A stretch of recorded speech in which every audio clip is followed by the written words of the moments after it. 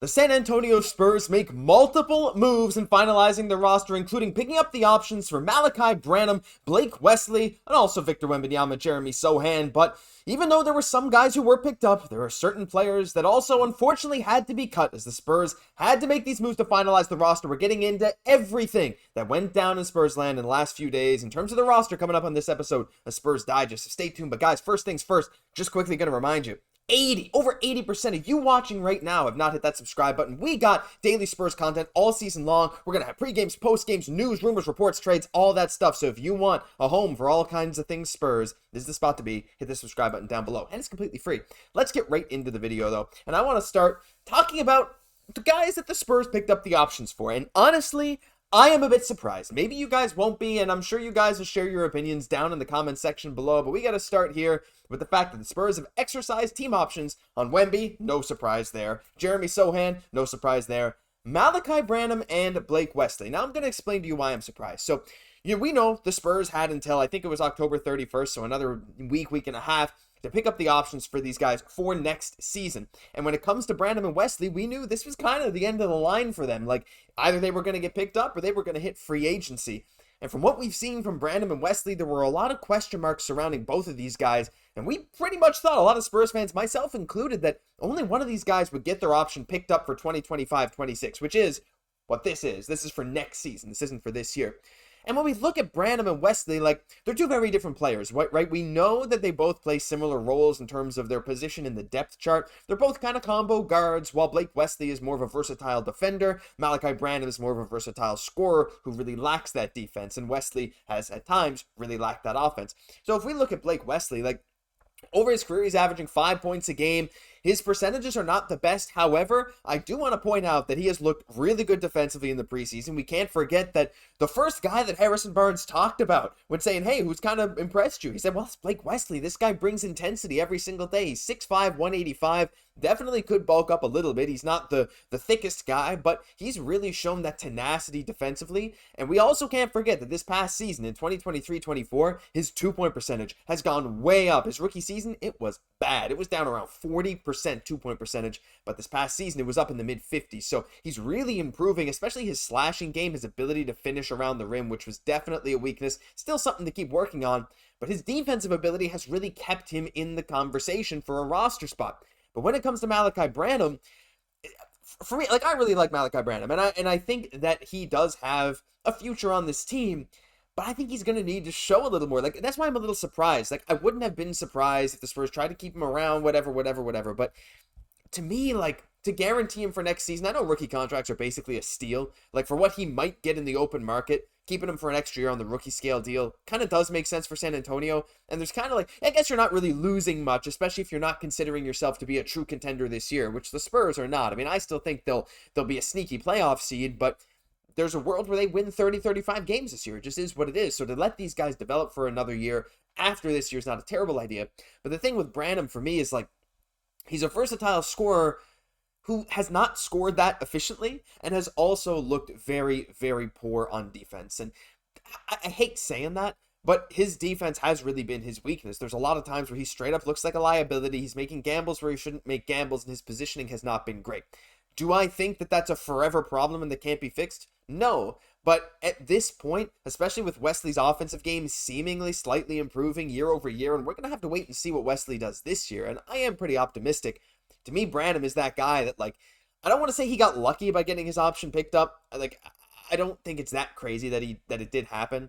But I do think he's the one guy that's on the cusp a bit more than Wesley. I mean, we saw the Spurs let go of Lonnie Walker, and guess what? Lonnie Walker was waived by Boston as well. Like, he's bouncing around. He can't even find a permanent home right now. So these kind of scorers that have that scoring motor, the Spurs kind of value some other things in some cases. When other teams are maybe looking to sign a player, the Spurs will say, you know what? We'll let that kind of guy go. I still love Lonnie Walker. I still think he's fun to watch. I still think Malachi Branham's fun to watch. I mean, I'll play this little intro clip again as well. That Wemby no-look pass to him because, yeah, that was kind of nasty. And Branham with a nice little layup finish. Pretty open. But all things considered, I want to hear your guys' thoughts on Branham and Wesley both being picked up. This is the do or die year for them. I know they're still going to be around for next year now, but I think there are some question marks about their long-term future. So I'd love to hear what you guys think, but I'm going to get into the next thing here, and we got to talk about the other moves that the Spurs had to make to finalize their roster, and it does unfortunately involve waiving some players. Now, I think some Spurs fans were a little optimistic with someone like a Malachi Flynn for an end-of-the-bench kind of role. He's kind of a walking bucket. He dropped a 50-point game off the bench last year. But all in all, he just hasn't had that kind of NBA career where you're like, yeah, this guy definitely got a roster spot. But unfortunately, it's also not just him. It's also Brandon Boston Jr. Now, I think both these guys, like, they had a chance to prove something. And, you know, like, there's a world where they could have made the team. I'm not going to say I'm surprised to see them both gone. But I will say that I did enjoy watching them. And there were times where I was like, man, like, maybe they got a chance. Like, watching some of these clips of Malachi and Brandon Boston work, it was pretty interesting. And I saw a lot of people talk about how Brandon Boston kind of reminded them a little bit. I keep bringing his name up, but Lonnie Walker, that kind of guy where that scoring potential is there. He's a 6'7" wing. I think I got his stats here. Brandon Boston's a 6'7" wing. He's had multiple seasons averaging 5-6 points a game in the NBA. His overall field goal percentage has never been that great. His three-point percentage has never been that great on large sample size. He's also not a great free throw shooter, but that potential is there for him to, you know, get to that next level.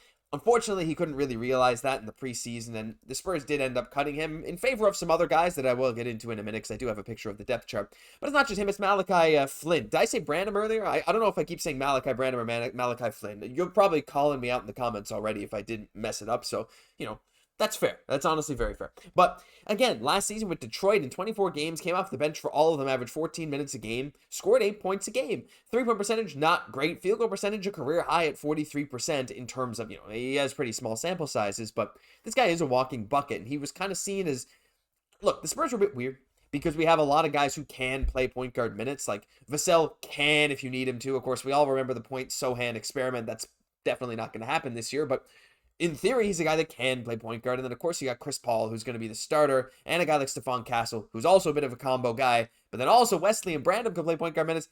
Malachi Flynn kind of is that point guard, right? He's a point guard. Is a point guard.